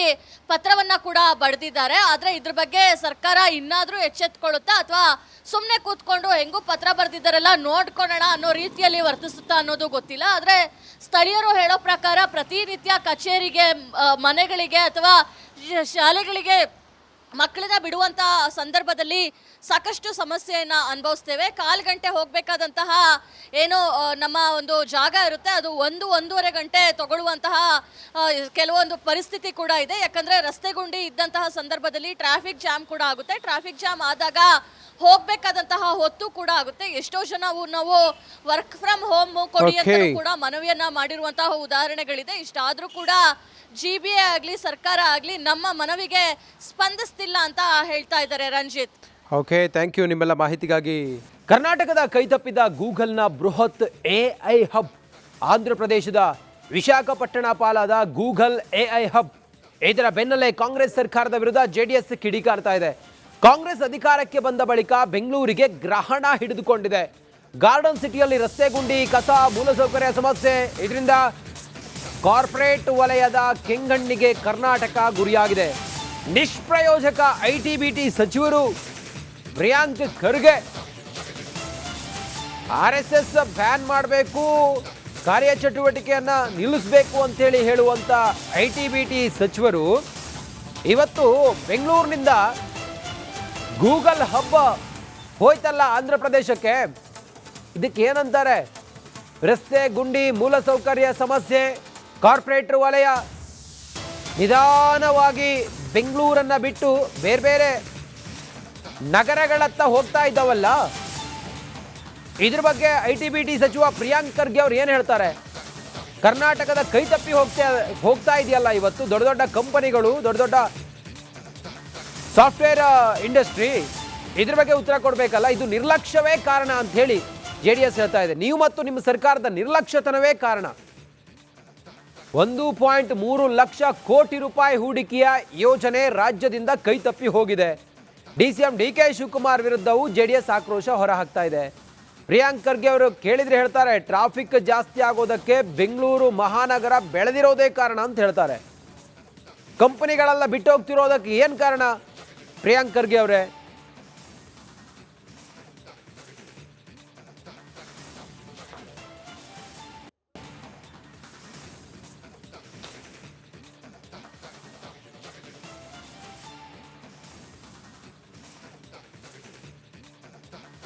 ಇಷ್ಟಾರ್ಥ ಸಿದ್ಧಿಗಾಗಿ DK ಶಿವಕುಮಾರ್ ಟೆಂಪಲ್ ರನ್ ಅನ್ನು ಮುಂದುವರಿಸಿದ್ದಾರೆ. ಶಕ್ತಿ ದೇವತೆ ಹಾಸನಾಂಬೆಯ ಮೊರೆ ಹೋಗಿದ್ದಾರೆ DK ಶಿವಕುಮಾರ್. DKಶಿಯಿಂದ ನಾರಾಯಣಿ ಮಂತ್ರ ಪಠಣ, ಖಡ್ಗಮೂಲ ಸ್ತೋತ್ರ ಜಪ, ಅರ್ಧ ಗಂಟೆಗೂ ಹೆಚ್ಚು ಕಾಲ ದೇವಿಯ ಮುಂದೆ ಕುಳಿತಿದ್ದಾರೆ DK ಶಿವಕುಮಾರ್. ಶಕ್ತಿ, ಸಮೃದ್ಧಿ, ಜ್ಞಾನ ಪಡೆಯಲು ಖಡ್ಗಮಾಲ ಸ್ತೋತ್ರವನ್ನು ಪಠಿಸಿದ್ದಾರೆ DK ಶಿವಕುಮಾರ್. ಈ ಸ್ತೋತ್ರವನ್ನು ಪಠಿಸಿದರೆ ನಕಾರಾತ್ಮಕ ಶಕ್ತಿಗಳಿಂದ ಮುಕ್ತಿ ಹೊಂದಬಹುದು ಅನ್ನೋ ನಂಬಿಕೆ ಇದೆ. ದೈವಿಕ ತಾಯಿಯ ಆಶೀರ್ವಾದವನ್ನು ಪಡೆಯುವ ನಂಬಿಕೆ DK ಶಿವಕುಮಾರದ್ದಾಗಿದೆ. ಹೀಗಾಗಿಯೇ DK ಶಿವಕುಮಾರ್ ದೇವಸ್ಥಾನದ ಮೊರೆ ಹೋಗ್ತಾ ಇದ್ದಾರೆ, ಟೆಂಪಲ್ ರನ್ ಮಾಡ್ತಾ ಇದ್ದಾರೆ. ಇಷ್ಟಾರ್ಥ ಸಿದ್ಧಿಗಾಗಿ DK ಶಿವಕುಮಾರ್ ಅವರ ದೇವಸ್ಥಾನದ ಭೇಟಿ ಮುಂದುವರೆದಿದೆ. ಶಕ್ತಿ ದೇವತೆ ಹಾಸನಾಂಬೆಯ ಮೊರೆ ಹೋಗಿದ್ದಾರೆ DK ಶಿವಕುಮಾರ್. ನಾರಾಯಣಿ ಮಂತ್ರವನ್ನು ಪಠಿಸಿದ್ದಾರೆ, ಖಡ್ಗಮಾಲಾ ಸ್ತೋತ್ರವನ್ನು ಕೂಡ ಜಪಿಸಿದ್ದಾರೆ DK ಶಿವಕುಮಾರ್.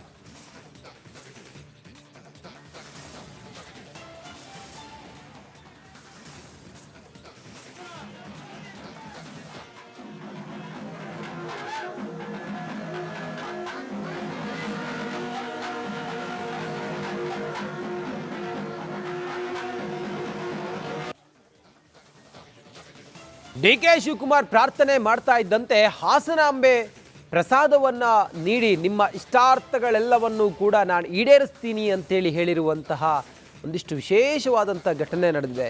DCM ಇಷ್ಟಾರ್ಥ ಸಿದ್ಧಿಗೆ ಸುಳಿವು ನೀಡಿದ್ರ ಶಕ್ತಿ ದೇವತೆ ಹಾಸನ ಅಮ್ಮ. ಸ್ತೋತ್ರ ಪಠಿಸ್ತಾ ಇದ್ದಂತೆ ಹಾಸನಾಂಬೆ ದೇವಿಯಿಂದ ಪ್ರಸಾದ ಆಗಿದೆ. ದೇವಿ ಬಲಭಾಗದಿಂದ ಪ್ರಸಾದ ಆಗಿರೋದು. DCM DK ಶಿವಕುಮಾರ್ ಅವರ ಕನಸು ಮುಖ್ಯಮಂತ್ರಿ ಆಗಬೇಕು ಅನ್ನುವ ಕನಸು ನನಸಾಗತ್ತಾ? ಪ್ರಸಾದ ಆಗ್ತಾ ಇದ್ದಂತೆ ಕೈ ಮುಗಿದು ನಿಂತಿದ್ದಾರೆ DK Shivakumar. DCM DK Shivakumar CM ಆಗುವ ಕನಸನ್ನು ಕಂಡಿದ್ದಾರೆ. ಈ ಕನಸು ಈಡೇರುತ್ತೆ ಅನ್ನುವ ಸುಳಿವನ್ನ ಹಾಸನದ ಅಂಬೆ ನೀಡಿದ್ರ?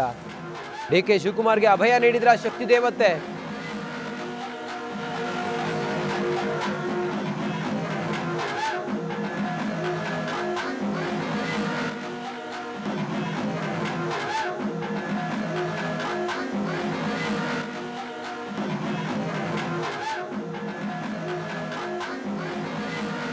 ಹಾಸನಾಂಬೆಯ ಬಾಗಿಲು ತೆರೆದಿದೆ. ವರ್ಷಕ್ಕೆ ಮಾತ್ರ ಒಮ್ಮೆ ಹಾಸನಾಂಬೆಯ ಬಾಗಿಲನ್ನು ತೆರೆಯಲಾಗುತ್ತೆ.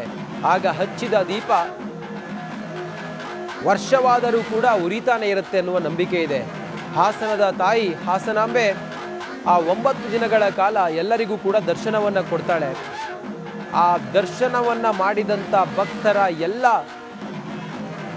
ಆಸೆಗಳು, ಅವರೆಲ್ಲ ಪೂಜೆ ಪುನಸ್ಕಾರಗಳಿಂದ ತೃಪ್ತಳಾಗ್ತಾಳೆ, ಅವರೆಲ್ಲ ಬಯಕೆಗಳನ್ನು ಈಡೇರಿಸ್ತಾಳೆ ಅನ್ನುವ ನಂಬಿಕೆ ಎಲ್ಲರಲ್ಲೂ ಕೂಡ ಇದೆ. DK ಶಿವಕುಮಾರ್ ಕೂಡ ಹಾಸನಾಂಬೆಯ ದರ್ಶನಕ್ಕೆ ಹೋಗಿದ್ದಾರೆ. ಹಾಸನಾಂಬೆಯ ದರ್ಶನಕ್ಕೆ ಹೋದಂಥ DK ಶಿವಕುಮಾರ್ ವಿಶೇಷ ಪೂಜೆ ಪುನಸ್ಕಾರ ಎಲ್ಲ ಮಾಡಿದ್ದಾರೆ. ತಮ್ಮ ಮನದ ಅಭಿಲಾಷೆ ಅದು ಈ ರಾಜ್ಯದ ಮುಖ್ಯಮಂತ್ರಿ ಆಗಬೇಕು ಅನ್ನುವಂಥ ಆಸೆಯನ್ನು, ಅಭಿಲಾಷೆಯನ್ನು ದೇವಿಯ ಮುಂದೆ ಅವರು ಇಟ್ಟಿದ್ದಾರೆ. ಆ ಸಮಯಕ್ಕೆ ಹಾಸನಾಂಬೆಯ ಮುಂದೆ ಕೈ ಮುಗಿದು DK ಶಿವಕುಮಾರ್ ಅವರು ನಿಂತ್ಕೊಂಡಿದ್ರೆ ಹಾಸನಾಂಬೆಯ ಬಲಭಾಗದಿಂದ ಅಲ್ಲಿ ಹೂ ಕೆಳಗಡೆ ಬಿದ್ದಿದೆ. ಇದು ಒಂದು ಶುಭ ಸೂಚನೆ, ಒಂದು ಸುಳಿವನ್ನ ಹಾಸನಾಂಬೆ ನೀಡಿದ್ರ ಅನ್ನೋದ್ರ ಬಗ್ಗೆ ಈಗ ಚರ್ಚೆ ಆಗ್ತಾ ಇದೆ. ಹಾಸನಾಂಬೆಯ ಆಶೀರ್ವಾದವನ್ನ ಡಿ.ಕೆ. ಶಿವಕುಮಾರ್ ಪಡೆದುಕೊಂಡು ಸಂತ್ರಸ್ತರಾಗಿ ಈಗ ವಾಪಸ್ ಆಗಮಿಸ್ತಾ ಇದ್ದಾರೆ. ಹಾಸನಾಂಬೆಯ ಬಲಭಾಗದಿಂದ ದೇವರಿಗೆ ಮುಡಿಸಿದಂತಹ ಆ ಹೂವು ಕೆಳಗಡೆ ಬರ್ತಾ ಇದ್ದಂತೆ ಡಿ.ಕೆ. ಶಿವಕುಮಾರ್ ಅವರು ಹಾಸನಾಂಬೆಯನ್ನೇ ನೋಡ್ತಾ ನನ್ನೆಲ್ಲ ಆಸೆಗಳು ಆದಷ್ಟು ಬೇಗ ಈಡೇರಲಿ ಅಂಥೇಳಿ ಪ್ರಾರ್ಥನೆ ಮಾಡಿದ್ದಾರೆ ಡಿ.ಕೆ. ಶಿವಕುಮಾರ್. ನಮ್ಮ ಪ್ರತಿನಿಧಿ ಹನುಮಂತು ಈಗ ದೂರವಾಣಿ ಸಂಪರ್ಕಕ್ಕೆ ಬಂದಿದ್ದಾರೆ. ಹನುಮಂತು, ಡಿ.ಕೆ. ಶಿವಕುಮಾರ್ ಅವರು ತಾವು ಏನು ಅಂದ್ಕೊಂಡಿದ್ರು ಬಹುಶಃ ಅದಾಗತ್ತೆ ಅನ್ನುವ ಸುಳಿವನ್ನ ಕೊಟ್ಟಂಗಿದೆ ಹಾಸನಾಂಬೆಯ ಬಲಭಾಗದಲ್ಲಿ ಆಗಿರುವ ಪ್ರಸಾದ. ಹನುಮಂತು, ರಂಜಿತ್, ಡಿ.ಕೆ. ಶಿವಕುಮಾರ್ ಅವರು ಮೊದಲಿಂದನೂ ಕೂಡ ದೈವ ಭಕ್ತಿಯಲ್ಲಿ ಮತ್ತೆ ಅವರ ದೇವಸ್ಥಾನಗಳ ಭೇಟಿಯಲ್ಲಿ ಯಾವುದಕ್ಕೂ ಕೂಡ ಕಡಿಮೆ ಇಲ್ಲ. ಯಾಕೆಂತಂದು ಹೇಳಿದ್ರೆ ಪ್ರತಿ ಹಬ್ಬ ಹರಿದಿ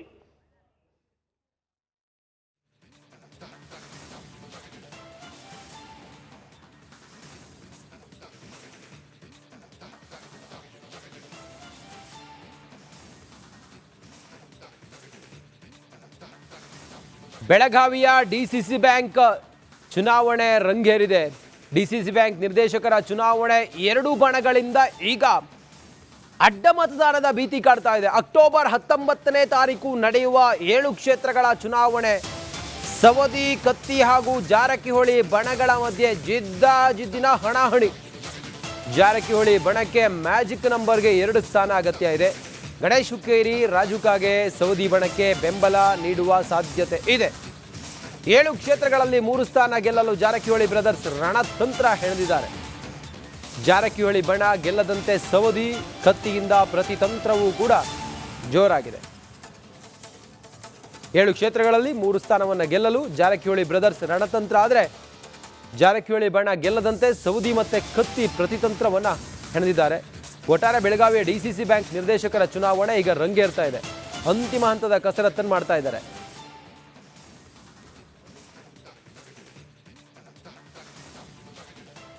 ಎರಡೂ ಬಣಗಳಿಂದ ಅಡ್ಡ ಮತದಾನಕ್ಕೆ ಒಂದಿಷ್ಟು ಸ್ಟ್ರಾಟರ್ಜಿ ಮಾಡ್ತಾ ಇದ್ದಾರೆ ಅನ್ನುವಂಥ ಮಾಹಿತಿ ಸಿಗ್ತಾ ಇದೆ. ಇದರ ನಡುವೆ ರೆಸಾಲ್ಟ್ ರಾಜಕೀಯವೂ ಕೂಡ ಜೋರಾಗಿದೆ.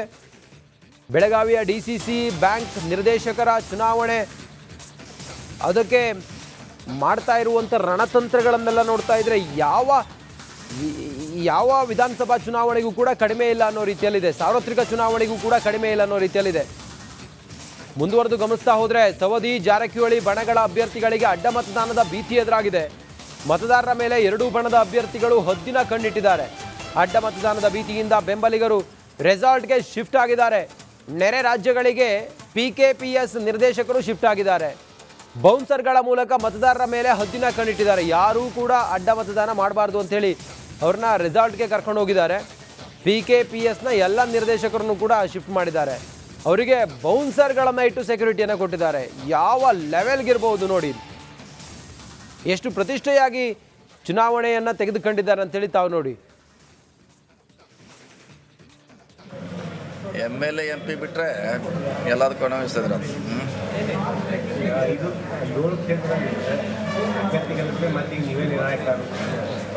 ಹತ್ರ ಗೆಲ್ತಾರೆ, ಸುಮಾರಾಗಿ ಗೆಲ್ತಾರೆ, ಹತ್ರ ಪ್ರಶ್ನೆ ಇಲ್ಲ. ಅವರು ಕೂಡ ಅವ್ರೇನು ಡಿಸಿಷನ್ ತೊಗೊಂಡ್ರೆ ನಾವು ಒಟ್ಟಿಗಿರೋಣ, ಒಟ್ಟಿಗೆ ಹೋಗೋಣ ಅಂತ ಹೋಗಿದ್ದಾರೆ ಅಷ್ಟೇ. ಸರ್, ಒಂದೊಂದು ಕನ್ಫ್ಯೂಷನ್ ಇರೋದು ಕಿತ್ತೂರು ಒಂದೇ ಸರಿ. ಅಲ್ಲಿ ಬಾಲಚಂದ್ರ ಜಾರಕಿಹೊಳಿ ಅವರ ಪೆಡಲ್ ಅದು ಇಲೆಕ್ಷನ್ ಆಗೋದು, ಅದೇನು ಮಾಡಲ್ಲ. ನಮ್ಮ ಲೀಡರ್ ಒಬ್ಬರೇ ಸತೀಶ್ ಜಾರಕಿಹೊಳಿ ಈಗ ಅವ್ರು ಯಾರು ಹೆಚ್ಚು ಪ್ರೀತಿದಾರ ಮತ್ತಾರ ಅವ್ರು ಗೆಲ್ತಾರೆ ಅಷ್ಟೇ. ನಾವು ಈಗ ಚುನಾವಣೆ ಇರೋದು, ಯಾಕೆ ಮತದಾರರು ಫಿಕ್ಸ್ ನಿರ್ಧಾರ ಅವ್ರು ಮಾಡಬೇಕು. ಸೊ ಏನಿದ್ರೆ ನಾವು ಕಾಯಬೇಕು. ಯಾರೋ ಗೆದ್ರು ನಿಮ್ಮವ್ರ ಹೆಸರು. ಕೆಲವು ಕಡೆ ಹಾಗೆ ಇದೆ, ಏನು ಮಾಡ್ಲಿಕ್ಕೆ ಆಗೋಲ್ಲ. ಎರಡೂ ನಮ್ಮದು ಇದೆ. ಕೆಲವು ಕಡೆ ವಿರೋಧಿಗಳಾದ್ರೆ ಎಲ್ಲ ನಮ್ಮನೇ ಇದೆ, ಮಿಕ್ಸ್ ಇದ್ದಾರೆ ಅದರಲ್ಲಿ.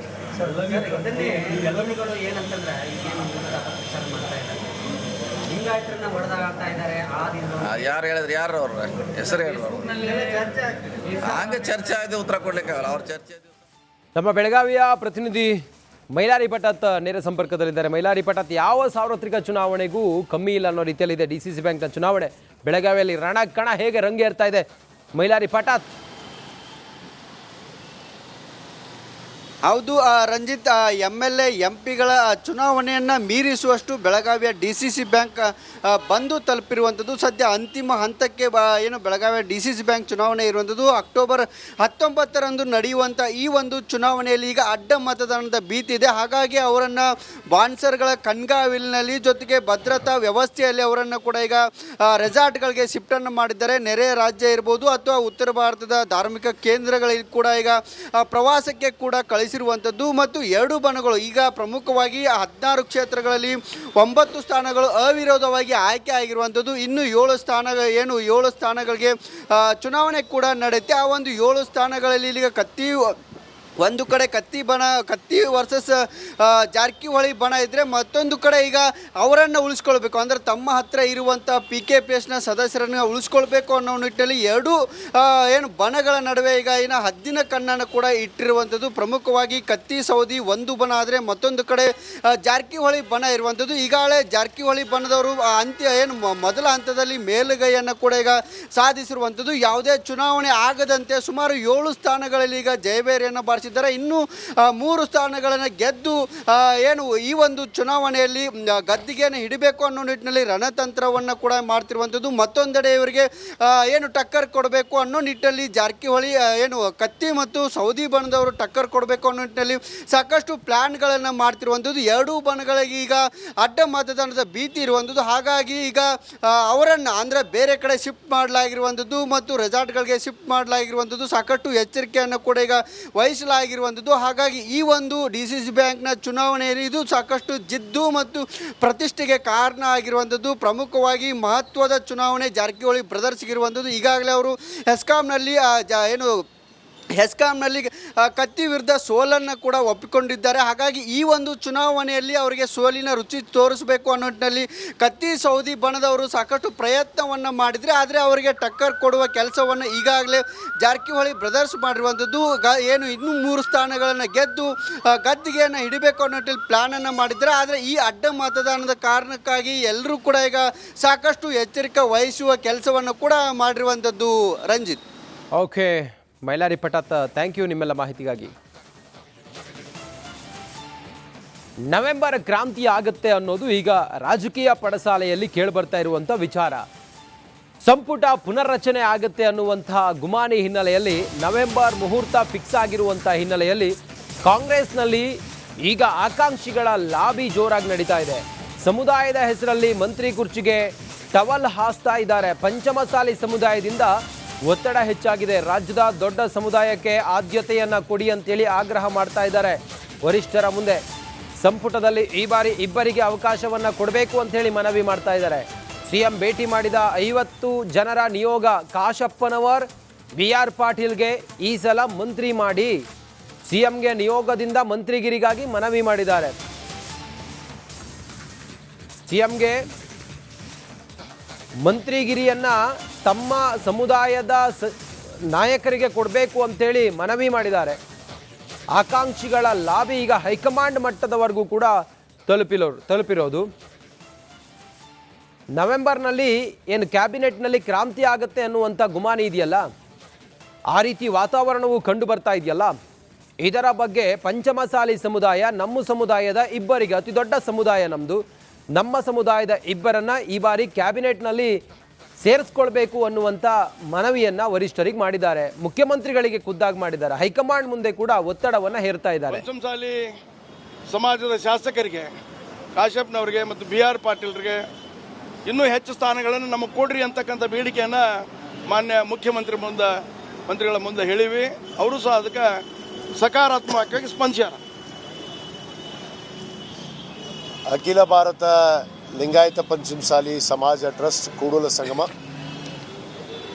ನಮ್ಮ ಟ್ರಸ್ಟಿನ ಗೌರವಾನ್ವಿತ ಅಧ್ಯಕ್ಷರಾದಂಥ ಸನ್ಮಾನ್ಯ ಪ್ರಬಣ್ಣ ಹುಂಚಿಕಟ್ಟಿಯವರು ಮತ್ತು ನಮ್ಮ ಗೌರವಾನ್ವಿತ ಪ್ರಧಾನ ಕಾರ್ಯದರ್ಶಿಗಳು ಹಿರಿಯರಾದಂಥ ನೀಲಕಂಠ ಸೂಟಿಯವರು, ನಮ್ಮ ಮಾಜಿ ವಿಧಾನ ಪರಿಷತ್ ಸದಸ್ಯರು, ನಮ್ಮ ಸಮಾಜದ ಮುಖಂಡರಾದಂಥ ಸನ್ಮಾನ್ಯ MP ನಾಡಗೌಡ ಸಾಹೇಬರು ಮತ್ತು ನಮ್ಮ ಶಾಸಕರು ಮತ್ತು ಮುಖ್ಯಮಂತ್ರಿಗಳ ವಿಶೇಷ ಸಲಹೆಗಾರರಾದಂಥ BR ಪಾಟೀಲ್ ಸಾಹೇಬರು ಮತ್ತು ನಮ್ಮ ಟ್ರಸ್ಟಿನ ಹಿರಿಯರಾದಂಥ ಮಾಜಿ ವಿಧಾನ ಪರಿಷತ್ ಸದಸ್ಯರಾದಂಥ ಮೋಹನ್ ಲಿಂಬಿಕಾಯಿ ಸಾಹೇಬರು ಹಾಗೂ ನಮ್ಮ ಮಲ್ಲಾಪುರ ಅವರು ಎಲ್ಲ ಸಮಾಜದ ಧರ್ಮದರ್ಶಿಯೊಂದಿಗೆ ಇವತ್ತು ಮಾನ್ಯ ಮುಖ್ಯಮಂತ್ರಿಗಳ ಸಮಯ ಕೋರಿ ನಾವು ನಿಯೋಗವನ್ನು ಇವತ್ತು 2A ಮೀಸಲಾತಿ ಕುರಿತು ಏನು ರಾಜ್ಯ ಸರ್ಕಾರದ ಇವತ್ತು ಲಿಂಗಾಯತ ಪಂಚಮಸಾಲಿ ಸಮುದಾಯಕ್ಕೆ 2A ಮೀಸಲಾತಿಯನ್ನು ಕೊಡಬೇಕು ಅನ್ನೋದು ನಮ್ಮ ಪಂಚಮಸಾಲಿ ಸಮಾಜದ ಶಾಸಕರಿಗೆ ಕಾಶ್ಯಪ್ನವ್ರಿಗೆ ಮತ್ತು BR ಪಾಟೀಲ್ರಿಗೆ ಇನ್ನೂ ಹೆಚ್ಚು ಸ್ಥಾನಗಳನ್ನು ನಮಗೆ ಕೊಡ್ರಿ ಅಂತಕ್ಕಂಥ ಬೇಡಿಕೆಯನ್ನು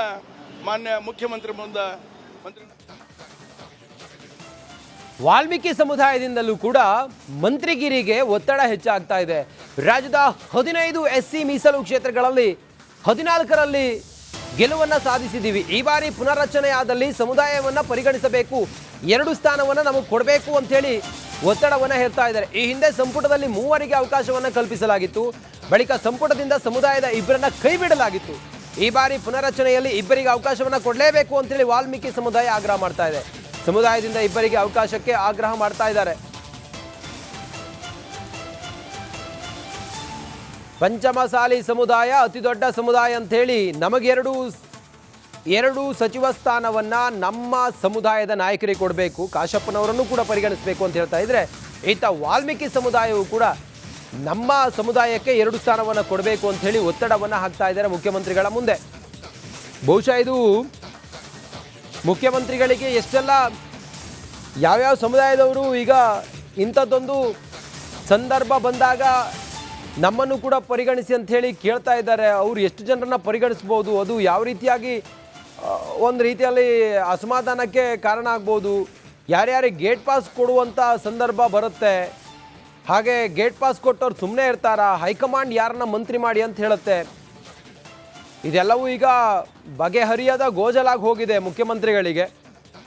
ಒತ್ತಡ ಅಂತೂ ಇದೆ. ನವೆಂಬರ್ನಲ್ಲಿ ಕ್ರಾಂತಿ ಆದರೆ ಸರ್ಕಾರ ಅಂತೂ ಒಂದು ಸಂದರ್ಭದವರೆಗೆ ಶೇಕ್ ಆಗಿ ಹೋಗುತ್ತೆ. ಯಾಕಂತ ಹೇಳಿದ್ರೆ ಇದೆಲ್ಲ ಬೆಳವಣಿಗೆಗಳು ಮುಖ್ಯಮಂತ್ರಿಗಳು ಇದನ್ನು ಭಾಳ ಯಶಸ್ವಿಯಾಗಿ ನಿಭಾಯಿಸ್ತಾರೆ. ಅದರ ಹೊರತಾಗಿಯೂ ಕೂಡ ಸರ್ಕಾರದ ಹಂತದಲ್ಲಿ ಈ ಎಲ್ಲ ಬದಲಾವಣೆಗಳು ಆಗುವಂಥ ಸಂದರ್ಭದಲ್ಲಿ ಕೆಲವರಂತೂ ತಮ್ಮ ಅಸಹನೆಯನ್ನು ಹೇಗೆಲ್ಲ ತೋರ್ತಾರೆ ಅನ್ನೋದನ್ನು ಹೇಳಲಿಕ್ಕೂ ಕೂಡ ಸಾಧ್ಯ ಇಲ್ಲ. ಇದನ್ನು ಬಹುಶಃ ಹೈಕಮಾಂಡೇ ಬ್ಯಾಲೆನ್ಸ್ ಮಾಡುತ್ತೆ ಅಂತ ಅನಿಸುತ್ತೆ. ಮುಖ್ಯಮಂತ್ರಿಗಳಿಗೆ ಈಗಂತೂ ಎಲ್ಲ ಸಮುದಾಯದವರು ನಮ್ಮ ಸಮುದಾಯದವರನ್ನ ಒಬ್ಬರನ್ನ ಇಬ್ಬರನ್ನಾದರೂ ಕೂಡ ಪರಿಗಣಿಸಿ ಅಂತೇಳಿ ಮನವಿ ಮಾಡ್ತಾ ಇದ್ದಾರೆ. ಪರಪ್ಪನಗ್ರಹಾರ ಸೆಂಟ್ರಲ್ ಜೈಲಿನಲ್ಲಿ ದರ್ಶನ್ ವಿಲ ಅಂಥೇಳಿ ಒದ್ದಾಡ್ತಾ ಇದ್ದಾರೆ. ಜೈಲಾಧಿಕಾರಿಗಳ ವಿರುದ್ಧ ಕೋರ್ಟ್ ಆದೇಶ ನಿಂದನೆ ಆರೋಪ ಕೇಳಿಬಂದಿದೆ. ನಿನ್ನೆ ದಿಢೀರ್ ಸೆಂಟ್ರಲ್ ಜೈಲಿಗೆ ಅಧಿಕಾರಿಗಳು ಭೇಟಿ ಕೊಟ್ಟಿದ್ದಾರೆ. ಜೈಲಿನಲ್ಲಿ ಕಾನೂನು ಸೇವಾ ಪ್ರಾಧಿಕಾರದ ಟೀಮ್ ಪರಿಶೀಲನೆಯನ್ನ ಮಾಡಿದೆ. ಕೋರ್ಟ್ ಆದೇಶದ ಮೇರೆಗೆ ಜೈಲಿಗೆ ಹೋಗಿ ಕೋರ್ಟ್ ಏನು ಆದೇಶ ಕೊಟ್ಟಿದೆ ಅದೆಲ್ಲವೂ ಕೂಡ ಚಾಚೂ ತಪ್ಪದೆ ಪಾಲನೆ ಆಗ್ತಾ ಇದೆ ಅಂತ ಹೇಳಿ ಮೊನ್ನೆ ಏನು ಕೋರ್ಟ್ ಹೇಳ್ತು. ಅದಕ್ಕಾಗಿ ಇವತ್ತು ಅಧಿಕಾರಿಗಳು ನಿನ್ನೆ ಹೋಗಿದ್ದಾರೆ, ಹೋಗಿ ಭೇಟಿ ಕೊಟ್ಟು ಪರಿಶೀಲನೆ ಮಾಡಿದ್ದಾರೆ. ದರ್ಶನ್ಗೆ ನಿಯಮಾವಳಿ ಅನುಸಾರ ಸೌಲಭ್ಯ ಸಿಗ್ತಾ ಇದೆಯಾ, ನಾವು ಹೇಳ್ದಂಗೆ ಎಲ್ಲ ಕೊಡ್ತಾ ಇದ್ದಾರಾ, ಇದನ್ನೆಲ್ಲ ನೀವು ಹೋಗಿ ನೋಡಿ ಅಂತೇಳಿ ಯಾವಾಗ ನ್ಯಾಯಾಧೀಶರು ಹೇಳಿದ್ರು, ಅಧಿಕಾರಿಗಳು ನಿನ್ನೆ ಹೋಗಿ ಪರಿಶೀಲನೆ ಮಾಡಿದ್ದಾರೆ. ಅರವಿಂದ ನೇರ ಸಂಪರ್ಕದಲ್ಲಿದ್ದಾರೆ. ಅರವಿಂದ, ಕೋರ್ಟ್ ಆದೇಶದಂತೆ ಅಧಿಕಾರಿಗಳು ಪರಿಶೀಲನೆ ಮಾಡಿದಾಗ ಎಲ್ಲವೂ ಕೂಡ ದರ್ಶನ್ಗೆ ಸಿಗುವ ಸೌಲಭ್ಯಗಳು ಏನು ಕಾನೂನುಬದ್ಧವಾಗಿ ಸಿಗುವ ಸೌಲಭ್ಯಗಳು ಸಿಗ್ತಾ ಇದೆಯಾ? ಸದ್ಯಕ್ಕೆ ಏನು ವಿವರ ಸಿಕ್ಕಿದೆ ಅರವಿಂದ್?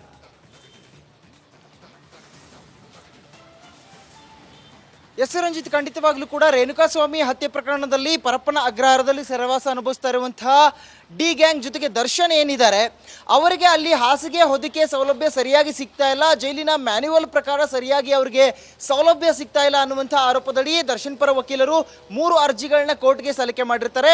ನೇರವಾಗಿ ನ್ಯಾಯಾಧೀಶರೇ ಬಂದು ಪರಪ್ಪನ ಅಗ್ರಹಾರದಲ್ಲಿ ದರ್ಶನ್ ವಾಸವಿರುವಂಥ ಆ ಒಂದು ಏನು ಸೆಲ್ ಇದೆ ಆ ಸೆಲ್ನ ಪರಿಶೀಲನೆ ಮಾಡಬೇಕು ಅನ್ನುವಂಥ ಆಗ್ರಹವನ್ನು ಮಾಡಿರ್ತಾರೆ. ಆ ಬಳಿಕ ಈಗಾಗಲೇ ಕಾನೂನು ಸೇವಾ ಪ್ರಾಧಿಕಾರ ಏನಿದೆ ಅವರ ಒಂದು ಅಂದರೆ ಆ ತಂಡ ಭೇಟಿ ನೀಡಿರುವಂಥದ್ದು, ವರದರಾಜ್ ತಂಡ ನಿನ್ನೆ ಅಲ್ಲಿ ದರ್ಶನ್ ಇರುವಂಥ ಸೆಲ್ಗೆ ಭೇಟಿ ಕೂಡ ನೀಡಿರುವಂಥದ್ದು. ಈ ನಡುವೆ ದರ್ಶನ್ ಅವರ ಅನಾರೋಗ್ಯ ಸ್ಥಿತಿ ಕೂಡ ಹದಗೆಡ್ತಾ ಇದೆ, ಅಂದರೆ ಆರೋಗ್ಯ ಸ್ಥಿತಿ ಹದಗೆಡ್ತಾ ಇದೆ, ಬೆನ್ನು ನೋವು ತೀವ್ರವಾಗ್ತಾ ಇದೆ, ನನಗೆ ತಾಳಕ್ಕಾಗ್ತಾ ಇಲ್ಲ ಆ ಒಂದು ನೋವನ್ನ ಅನ್ನುವಂಥ ಹಂತದಲ್ಲಿ ದರ್ಶನ್ ಅವರು ಜೈಲಾಧಿಕಾರಿ ಮುಂದೆ ಮನವಿಯನ್ನು ಕೂಡ ಮಾಡಿಕೊಂಡಿದ್ರಂತೆ. ಆದರೂ ಕೂಡ ಯಾವುದೇ ರೀತಿಯಾದಂತಹ ಜೈಲಿನ ಮ್ಯಾನ್ಯುವಲ್ ಪ್ರಕಾರ ನೀಡಬೇಕಾದಂತಹ ಮುಸ್ಲಿಮರೇ ಇಲ್ಲದ ಊರಿನಲ್ಲಿ ಮುಸ್ಲಿಂ ಮಖಾನ್, ಹಿಂದೂಗಳ ಸ್ಮಶಾನವು ಈಗ ವಕ್ಫ್ ಬೋರ್ಡ್ನ ಆಸ್ತಿ ಅಂತೆ. 60 ವರ್ಷಗಳಿಂದ ಇದ್ದ ಭೂಮಿ ಈಗ ಮುಸ್ಲಿಮರ ಸ್ಮಶಾನ ಅಂತೆ. ಸರ್ಕಾರಿ ಭೂಮಿಯಲ್ಲಿ ಹಿಂದೂಗಳ ಅಂತ್ಯಕ್ರಿಯೆಗೆ ತಡೆ. ಯಾವೊಬ್ಬ ಮುಸ್ಲಿಮನೂ ಅಲ್ಲಿಲ್ಲ. ಅದು ಮುಸ್ಲಿಮರ ರುದ್ರಭೂಮಿ ಅಂತೆ, ಸ್ಮಶಾನ ಅಂತೆ. ಹಿಂದೂಗಳ ಅಂತ್ಯಕ್ರಿಯೆಗೆ ತಡೆ. ಮಂಡ್ಯದ ತಹಶೀಲ್ದಾರ್ ವಿರುದ್ಧ ಗ್ರಾಮಸ್ಥರು ಸಿಡಿದೆದ್ದಿದ್ದಾರೆ. ಮಂಡ್ಯದಲ್ಲಿ ಮತ್ತೆ ಭುಗಿಲೆದ್ದಿದೆ ವಕ್ಫ್ ಜಮೀನು ಸಂಘರ್ಷ. ಹೊಸ ಬೂದನೂರು ಗ್ರಾಮದಲ್ಲಿರುವ ಸರ್ಕಾರಿ ಸ್ಮಶಾನದ ಸರ್ವೆ ನಂಬರ್ 313 1.13 ಎಕರೆ ಸರ್ಕಾರಿ ಜಾಗ ಮುಸ್ಲಿಮರ ಮಖಾನ್ ಅಂತೆ, ಸ್ಮಶಾನ ಅಂತೆ. 1963ರಿಂದ 2017ರವರೆಗೂ ಕೂಡ ಇಲ್ಲಿ ಹಿಂದೂಗಳ ಅಂತ್ಯಕ್ರಿಯೆ ನಡೀತಾ ಇತ್ತು. ಹಿಂದೂಗಳ ರುದ್ರಭೂಮಿಯಾಗಿತ್ತು. 2017ರಲ್ಲಿ ಮುಸ್ಲಿಂ ಮಖಾನ್ ಆಗಿ ಭೂಮಿ ಪರಿವರ್ತನೆ ಆಗಿತ್ತು. ಹೇಗೆ 2021ರಲ್ಲಿ ಅಂತ್ಯ ಸಂಸ್ಕಾರ ನಡೆಸದಂತೆ ವಕ್ಫ್ ಬೋರ್ಡ್ ಖ್ಯಾತಿಯನ್ನ ತೆಗೆದಿತ್ತು. ಹಿಂದೂಗಳ ಹೋರಾಟದ ಬಳಿಕ 24 ಗುಂಟೆ ಜಾಗ ಗುರುತು ಮಾಡಲಾಗಿತ್ತು. ಇದೀಗ ಈ ಸ್ಥಳದಲ್ಲೂ ಕೂಡ ಹಿಂದೂಗಳ ಅಂತ್ಯಕ್ರಿಯೆಗೆ ತಕರಾರು ಮಾಡ್ತಾ ಇದ್ದಾರೆ. ಹಿಂದೂಗಳು ಯಾರೂ ನೋಡಿ, ಮುಸ್ಲಿಮರು ಅಲ್ಲಿ ಯಾರೂ ಇಲ್ಲ. ಆ ಜಾಗ ಮುಸ್ಲಿಮರ ಮಕಾನ್ ಅಂತ. ಈಗ ಗ್ರಾಮಸ್ಥರು ಸ್ಥಳೀಯರೆಲ್ಲ ಸಿಡಿದೆದ್ದಿದ್ದಾರೆ. ಚಹಾದ ಅಸಲಿ ಟೇಸ್ಟ್ MDHD+ ನಿಂದಲೇ ಬರುತ್ತೆ. ಗಂಟು ಕಟ್ಟಿಕೋ ಲವಂಗ, ಹಸಿರು ಏಲಕ್ಕಿಯಿಂದ ತುಂಬಿದ MDHD+ ಮಸಾಲೆ.